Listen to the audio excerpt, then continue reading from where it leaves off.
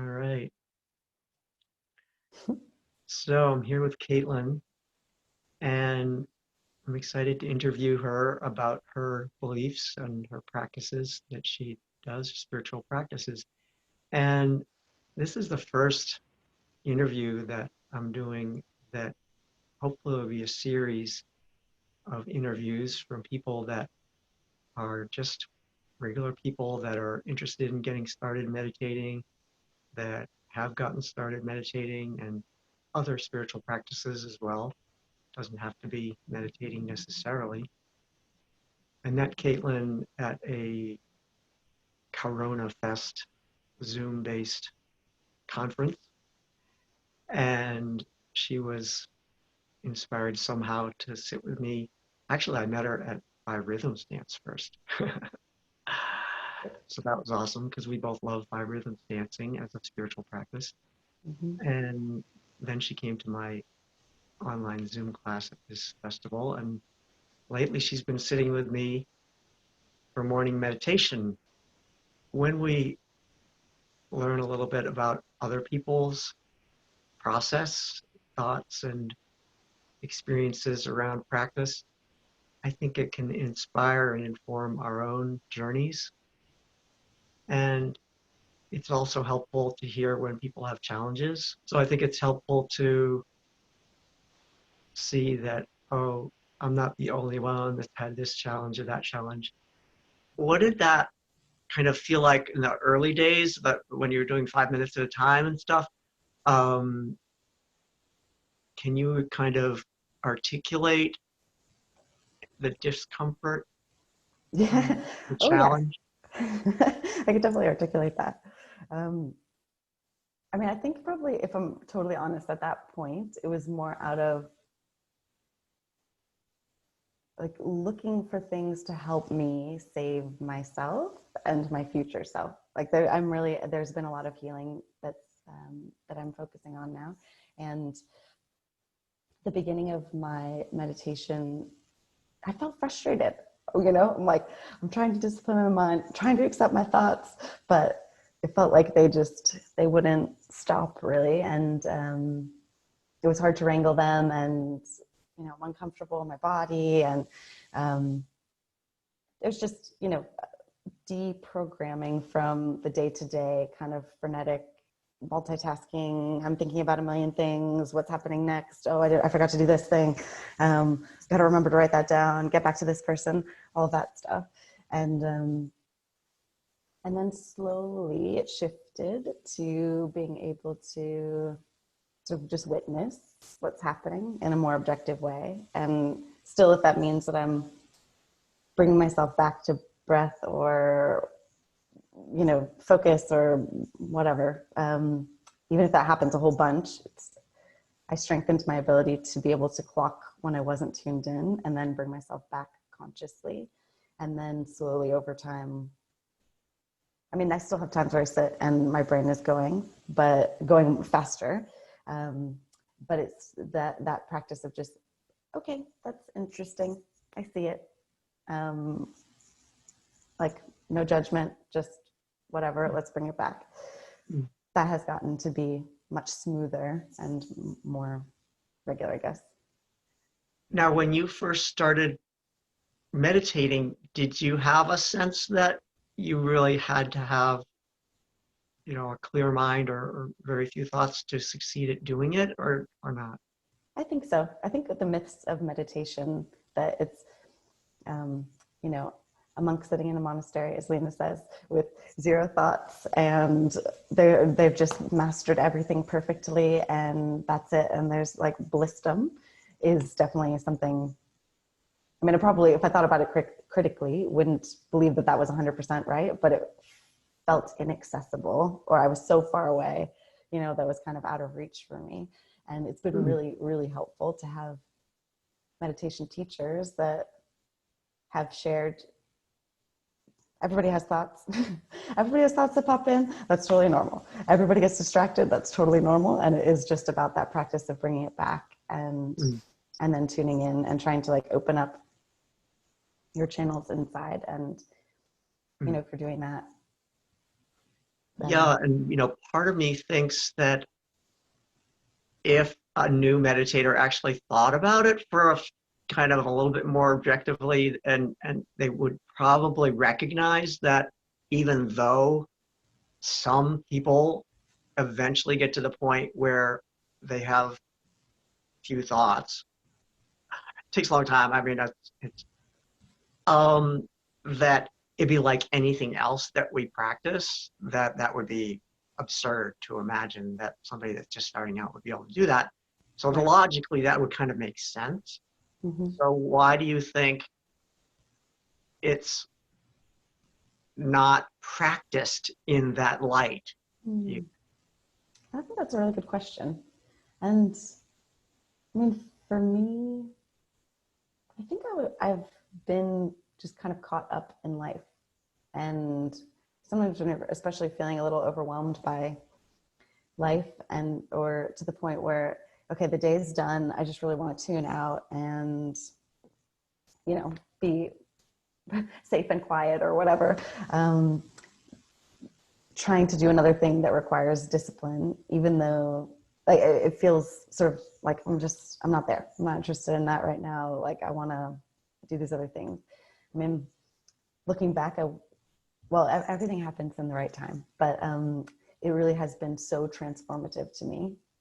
And even just having in the beginning when it was those 5-minute meditations was so transformative. And looking back now, it's added so much to my life that it's definitely worth it, and becomes a source of strength, of patience, of dedication, of victory feeling. It's like all the good things that we want that we kind of numb ourselves out with, like soft addictions, TV, video games, eating, blah, blah.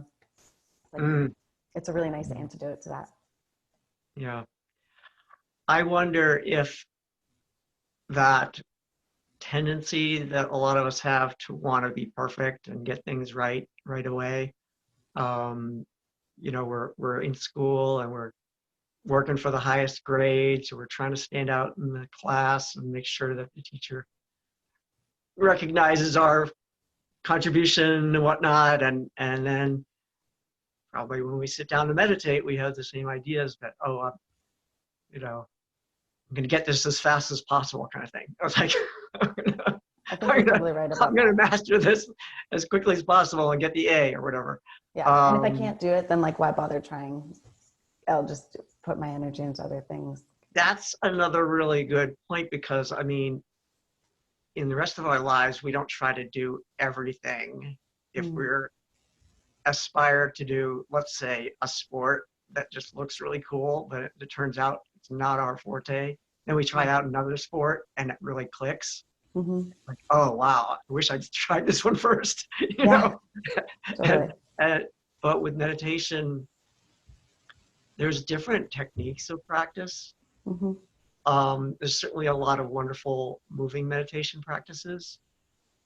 And so I guess for me, it makes sense to look at a lot of different choices around how to do spiritual practice. And so it's more like which sport than whether I'm good at any sport. Um, so yeah, and as far as your technique of silent practice, you alluded to using mantra recently. Do you vary what technique you use from day to day? I always ask people to use the same technique for the entire session. But what is your technique progression? How did you start out? Thank you. That's a great question. And just to go back for a second, if you don't mind, I think what you just shared about there actually being like a whole range of meditation techniques, I think that actually is a key message that most people miss. Because I'm still learning what the whole range is, and the idea that walking kind of slowly back and forth is a meditation in itself, that feels way more accessible to me than sit and cleanse your mind for half an hour. And Hmm. if I had been thinking about all these techniques in that way, I might have picked some up earlier that felt more accessible at the time and kind of worked my way through to see which sport, worked well for me. So I think that might be a key message that people are missing. So it's funny. I've been sitting in meditation with you so many mornings, and so I feel like I know you at one level, but at the intellectual level of knowing like where you come from, your family, and all of the basic kind of background, we've never taken the time to Mm. talk about that. So let's just start off with the real basics of where you're from and where you were raised. Cool. Well, thank you so much for inviting me to join you today. I feel very honored, and I love the idea of the series. So just to say that first. Um, I grew up in Maryland, Washington, D.C. area, and lived there until I was 17 when I moved down to Atlanta. I've been here, or I was here for 10 years, and then I went to the UK for about 8 years, and I just moved back here in August. So maybe 8 months ago, Hmm. I've kind of been restarting a new chapter. Okay, great. Mm-hmm. And what about your family of origin? Are you a only child? Do you have siblings? I am an only child for my parents. They got divorced when I was very young, maybe one or two. But I have two stepbrothers from my dad's most recent marriage. We never grew up together in the same home, but we've developed a relationship over the last 10 years or so. So I see Hmm. them when I go back up to Maryland. So you grew up as an only child. Mm-hmm. And when you were raised, when you were a child and going into high school and whatnot, did your family have any kind of a spiritual or group that you went to? Any kind of a regular schedule of group practice? Yeah, my dad's side of the family is Greek Orthodox historically, and over my dad's life, he dabbled in sort of like different realms of Christianity, I think, and Buddhism and other types of spirituality.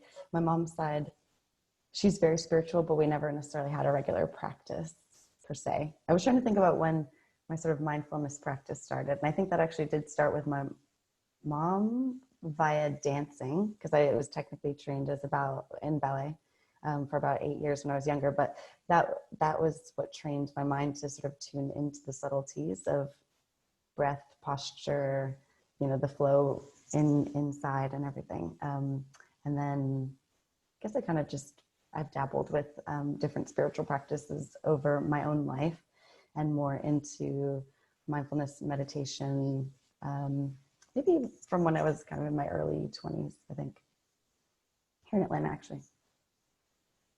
And did your family go to church at all with from either parents' inspiration?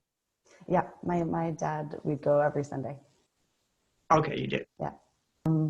But with my dad, I would see him on Thursdays and Sundays. And on Sundays, we'd usually go to church, have lunch, and go to the movies. So that was kind of our regular practice Okay. there. Yeah.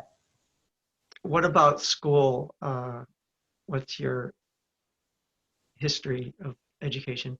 Mm.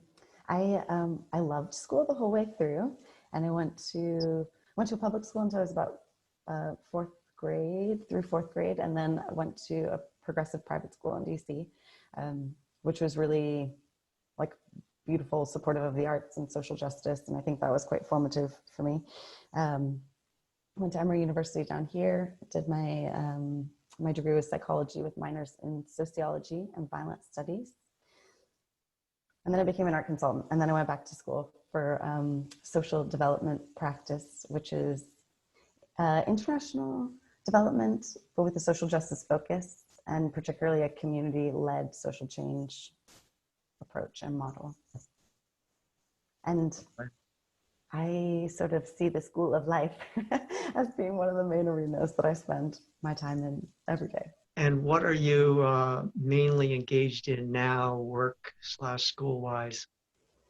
Yeah, I just came, like I said, came back from the UK, and I'm sort of, well, I'm in a big moment of evaluation and recalibration in life in general. So in terms of work, I left a role in the UK where I was at a large environmental campaigning charity, and I was like a project manager, facilitator, and coach for a team of campaigners, and then sat on the kind of upper management leadership team to oversee the project managers and support the lead campaigners to develop and roll out their strategies. And since I've been back, I've kind of trying to figure out where I want to go next, what's aligned with me in this phase of life. So I'm working, doing business management and operations and strategy for a mindfulness-based psychotherapist, Lena Franklin, right now, and kind of picking up similar vein jobs, but kind of taking my time. And in terms of, like, other than that, I guess I'm really on a dedicated journey in healing and nurturing the self I want to become. So I'm doing like a leadership course and philosophy class and meditation classes where I can, and just sitting with people and kind of nurturing that side of myself and trying to tune into my highest self and continually orient to her kind of moment to moment. So I'm watching myself unfold, which is kind of interesting. When you were in high school, did you have any kind of a regular practice that you identified at the time as being a spiritual practice that other than what your family, you went to church with your Mm-hmm. dad. But, I don't what know. resonated with you back then? Yeah. I think I did to some extent, because I always had like a little sacred space where I'd put, some things that had sort of spiritual significance to me, beautiful stones, feathers, like pictures, special pictures and things like that. So I think I had an element of prayer and kind of tuning in, if not, conscious meditation necessarily. And then the dancing for me just has always been my easiest doorway to being like fully embody in flow and tuning into kind of like the energy around me. But I don't know that it wasn't as intentional or conscious until, like I said, I was probably more in my 20s. Yeah. And my college years were very full on in sort of every capacity. And so there probably was some meditation and mindfulness and spirituality baked into that, but it was more like, oh my gosh, I'm on my own and there's life, like, let's do this. So not as much stillness turning in. So, and now rhythms dancing is one of my favorite group spiritual practices ever. Yeah. Be kind of fun to hear about your experience of that. How did you get started with rhythms? I went with my friend Nick in the UK. He took me to an evening when I was kind of in a funny transition place, and it was the best facilitator, gorgeous music, really engaged space, and group of people that just, I don't know, it just electrified me, because I felt it had probably been 8 years or something since I had really been dancing in that fully embodied way, aside from going out at night and there's music playing kind of thing. And it was so soul filling to just be in a space where people were being free. You could just do whatever you wanted to do. No one's paying attention to you. You start off a little bit shy, get into your movements or whatever, and then you kind of give into the energy and the movement and the music, and it really opened me up, and it felt so healing. And I realized that there was this big thing that I've been missing, that was, again, like my entrance point to feeling really in tune with myself. And it was such a blessing. And so I went maybe one or two more times while I was there. And then since I came back, I think when I met you, actually, that was the first time I had done it in Atlanta. So I'm kind of still getting my feet back into that practice. But that, again, it was like a heart and courage workshop or something, so it had this really beautiful healing quality laid in to the typical space and vibe that I find to just be really, like, quite magical. Tell me about your journey with meditation in the more formal sense of seated meditation. Yeah, I think that some of my first memories of that are here in Atlanta. There was a place called the Self-Discovery Center that was on Ponce. And it was just this really beautiful place that had all types of different classes. And I think that was where I remember being introduced to breath work, visualization, meditation, mantra meditation, and kind of, deepened my yoga practice a bit. And I still have mantras from a weekend I did there that I bring into my meditation practice. And then over the years, I kind of dropped in and out of it. But it was really just about 2 months ago that I've really dedicated myself to doing a daily practice, and have worked from 5 minutes up to the 30 minutes that I do with you, that now is the regular practice. And I think it took me about probably from January to the beginning of March, when I was trying to understand my brain better and look at the conditioning that I picked up over the life course so far, and sort of why I had certain thought patterns and beliefs and feelings and behaviors and things. And once I kind of got a sense of the landscape, it was like, okay, cool. I'm like, let me figure out how to sort of start to train myself in the direction that I want to go. And I started doing Lena's, it was a 5-week meditation course, small, kind of pocket size, very accessible. And that was like a really helpful gateway. And then I met you not long after that, maybe like a week and a half later or something. And that was where you offered at first to be sort of an accountability coach to help, make sure that I was actually doing a daily practice of some type, which was like a really, really helpful step to just make sure that I was keeping my own commitment. And then when we started sitting together, I feel like between the course I was doing and that, it really sunk in. And I mean, it's been really amazing actually to look back at the progress between those first few days, where even just sitting for 2 to 5 minutes was like, I'm antsy, I've got so many thoughts, I can barely sit still, like, when is this going to be over? To, yesterday morning or this morning, where I'm just able to keep a really sort of disciplined rhythm to my breath, and, have been using mantra the last 2 days.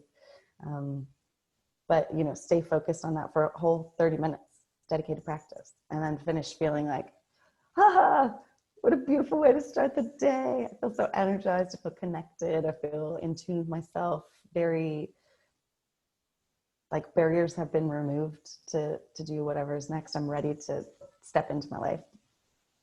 So yeah, it's been quite a journey. It's kind of cool to reflect on. And thank you for being one of the, primary sort of catalysts for that for me. Oh, it's my honor and privilege. Hmm. Thank you. So I'd love to hear also about your beliefs that inspire practice. If you identify any particular theories or philosophies or theologies of belief that you feel played an important role in getting you started and recognizing facets of your life as spiritual practices, and inspiring you to continue to do more, practice whatnot. So let's go back a little bit in time first. And do you have a sense of, when you went to church, did you believe in God and the various doctrines of your church? Hmm. I I I felt connected to big parts of it, and always felt like I could get a lesson out of whatever was the sermon for the day, or the conversation topic, for sure. And that there, Jesus particularly, but other biblical figures are really incredible teachers, and in their own ways. But I will say that there are elements of Christianity that didn't quite jive, and that's where I've kind of always had this small voice that said, start to study philosophy, study philosophy, you'll love it. And it's just since I've been back, I've got a new Acropolis here in Atlanta. I've got some friends that teach there, and they invited me into their kind of like intro overview course that covers the, major philosophical traditions around the world over the last, several thousand years or whatever. And I think that really just like lit me up, because you can see the variance, but you also can really see the common universal beliefs that maybe were approached in different ways. But I think what's really spoken to me most powerfully that has affected my practice now is the call into the present moment, the power of this present moment. And the world is so chaotic, and it's really easy to be thinking about the future, the past, and kind of like there and not here. And sometimes the world seems like such a scary place, and it's overwhelming, and I can't handle all this stuff and whatever. But the message I've gotten from the philosophical traditions is, if we can be in this moment right now, we can create our own safety, and we can recognize, like, I'm here sitting with you, and I'm safe. I'm safe, I'm happy, I'm cared for, I'm breathing, I'm calm. Like all the things that I kind of yearn for in terms of in my life in general, I'm able to capture in this moment. And when I tune into that, I'm also able to kind of like tune into my most authentic self, and then start to influence my world from that place. And I think that's probably been the most powerful thing. And I do get that from the more traditional religions as well, but I think there may be other beliefs that kind of come through kind of how we're meant to relate to each other and live a moral life and things like that. That's probably more what I got from Christianity, whereas these other philosophical traditions are a lot about, like understanding the human condition and what we're here to do and how we're connected, and that our mind is a friend, but also this kind of like blessed beast to be, tamed. And like, it feels like one of our most epic challenges as humans is to get to know our own brain and find a harmonic way to work together, rather than having the brain kind of just dominate everything and totally identifying with our every feeling, every emotion as being truth, and unpacking that dynamic is where we start to understand that we have that choice moment to moment, how we meet even the hardest situations, and how we integrate them into our lives and all of that. So that's been transformative for me. There was a point in my life, certainly, where people talked about energy, and I was like, that's so woo. Like, I'm sure that it's true, but like, it didn't quite resonate. I was kind of like, I don't know what to do with that information. And then at some point, like, somebody pointed out, if someone's pissed off and they come into a room of a group of people and like throw their stuff on the table or whatever, everybody in the room notices and they feel that, and they kind of like, you get a little quiet, you kind of close up. It's like, oh, so-and-so's having a bad day. And likewise, if someone's like really joyful and open, that kind of can be contagious. We can laugh a little bit more. We can be a little bit more playful or whatever. That is a really relatable, I think, experience of experiencing someone's energy field and how we do influence the people around us. And if one can accept that, or once I accepted that, I did start to open up much more to the ways that our energies can influence each other, and tuning into my own energy. And that I think was kind of like a fundamental pivot point, in the sense of leaning into that side of things, I suppose, and opening up and trying to learn more about it. Now, when you first became aware of some of these philosophical teachings of really holding up the practice of the moment, did that resonate with you right away, or did you feel like you were just interested enough to give it a try, and then it kind of made sense as you practiced it? That's a good question. I think I was interested enough to give it a try, and then it took a lot of discipline. So for the first few weeks, I was like setting alarms on my phone to remind myself to tune in to myself, to start to train, like, okay, like, let's actually consciously check in. Let's take a second. And I could do that more still now, but through, we kind of, like a snowball sort of accumulates over time, and it has become more natural. And I've also started to feel just these like profound insights and power, personal power coming from that, because I'm able to choose more consciously how I'm living my life like in that small measurement of a moment to moment. So it just feels like in general, I'm like more, creating more of what I want. And that is self-reinforcing. You know, you get a taste of that and like feeling more peaceful. I feel the least anxiety I've ever had in my entire life. I feel more in control of my life than I've ever had. And that is enough.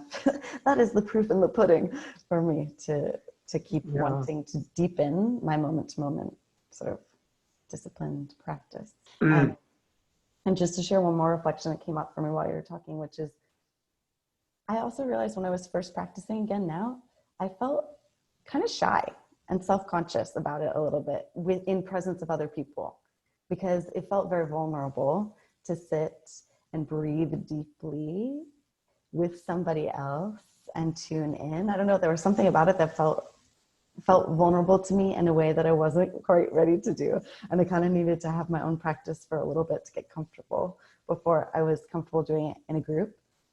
But then it was like, I didn't really know exactly what I was doing. So I was kind of trying to figure it out. And I wonder if there's something there as well for, as far as barriers for people that maybe if they're new on their path or they're not sure how they feel about, you know, spirit or energy or whatever, that they kind of just go like, I'm not sure about that. But to go back to your question, I was grateful to get the insight to try to tune into one practice for a session, for a whole session. So I've really been trying to do that. But I do vary up between really focusing on the breath. I guess that's probably the cornerstone, focusing on the breath coming in, and then feeling both my chest and breath into the belly, and then exhaling. And one of the things that Lena taught me is sort of breathing almost in like envisioning an infinity loop, which I really love. So I kind of hone in on that image sometimes. Sometimes I'll do visualization in terms of, I don't know, grounding energy coming up from the earth or coming down into my head, or feeling kind of just like light in my kind of like through my central channel. I'm really trying to see that and feel it and kind of reflect it out. And then I have just a few mantras. And like I said, I had a very special experience probably like 10 or 15 years ago. So I remember 2 mantras, and they're the ones that I just go back to. And that I just try to sync with my breath and kind of work through in a sort of like melodic in my head, I guess. And then I do also sometimes affirmations, like I am affirmations, and just let whatever comes up come up. And that's what I say and sort of cycle through with the breath. So whatever technique like feels right for that particular session, you just kind of go with it. Kind of go with that kind of intuition. Yeah, I would say intuition. And I'm trying to train myself to start my sessions with an intention of some kind. And that could be, you know, a quality like groundedness or peace or whatever, or maybe something I'm wanting to honor or bring in, creative energy. You know, yesterday it was like honoring the divine feminine and mother in me and all of us and earth. And then I just kind of follow my intuition after that. That's great. And usually my body will sort of, it's starting to speak to me a little bit more of like, this is the way that you can tap into that today. And that's really cool. That's great. So I love the insight that the moving meditation feels a lot more accessible. And I do see too that your dance was a moving meditation even in your younger years without it being consciously thought of as being such. Now, as you reflect back on it, you can see how the awareness was being exercised. And really, for me, any kind of a spiritual practice, it's exercising the awareness. What am I aware of changes with the different practices. But really, the awareness of the practice, of the breath, of thoughts as they come, is fundamental to spiritual practice. And so yeah, I mean, a lot of people run or walk, and just taking that time to stay with what you're doing, and being aware of when the mind wanders. You can turn it into a meditation or a mindfulness walk uh, with that intention. So, yeah, start with that and then maybe get inspired to do some formal practice on the cushion or the bench or whatever. You know, meditation practice we often talk about as being individual, for myself, that kind of thing. But if we actually are aware that our energy affects other people, we have a responsibility to learn how to manage that so that we can be respectful of other people.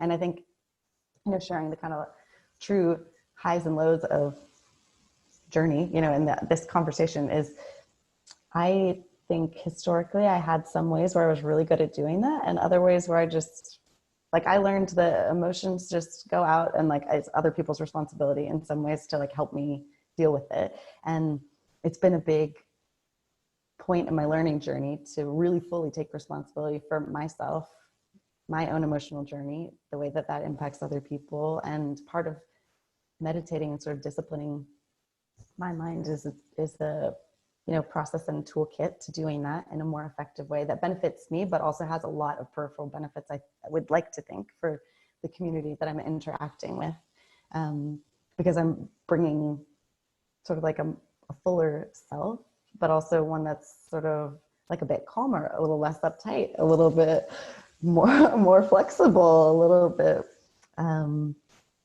tuned in and dealing with my things in real time and not in projecting it on other people, kind of, if that makes sense. So Mm. that's another facet, I think, of this that's really fascinating.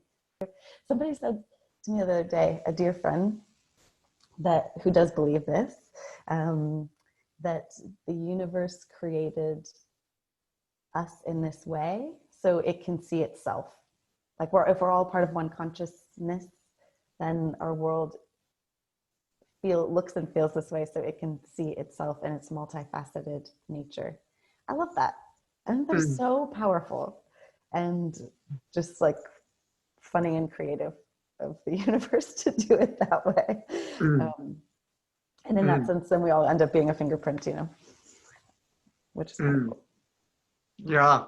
And then the question is, how am I going to experiment with that belief and test it with Yeah. my spiritual practices? Mm-hmm. And where will it take me? How far can I go with that particular belief or facet of belief is, I think, the most important thing, because it's very easy to intellectualize in our culture. It's really held up as an activity that has value, Yep. and yet,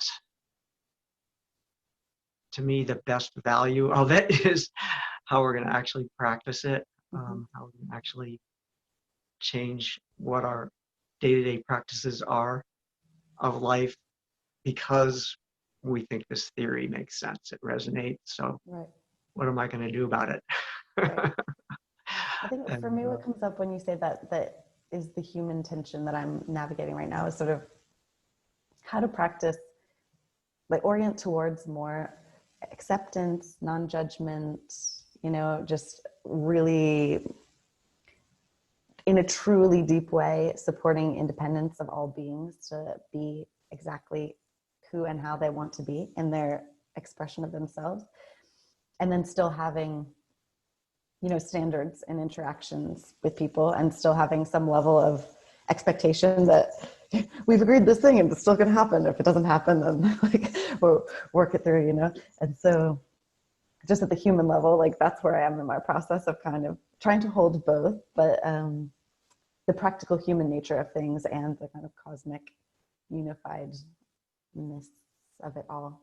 And there is a lot of practicing, like actually practicing and trial and erroring and thinking and feeling to start to internalize those concepts and like find where the truth is on the inside, the sweet spot where it kind of all flows, and I think you're right that can't be done with just sitting down and really thinking hard about it. It's more like moving through life, and then checking in on those beliefs and feelings again in like a moment to moment way, and we have these choice points of, you know, non-judgment in this situation would look like this.